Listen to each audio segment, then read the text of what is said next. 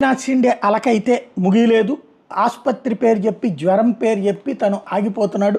ఢిల్లీ వెళ్లాల్సిన మనిషి ఆగిపోయాడు.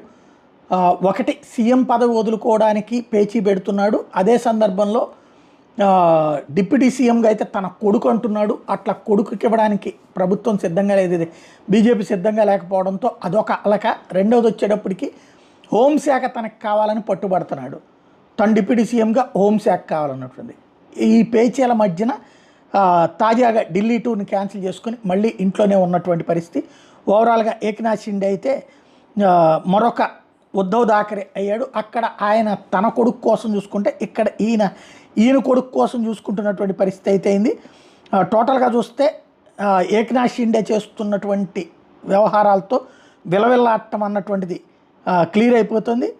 ఇక చివరికి ఆన్లైన్ మీటింగ్ అమిత్ షా, దేవేంద్ర ఫడ్నవీస్, అజిత్ పవార్, ఏక్నాథ్ షిండే మధ్యన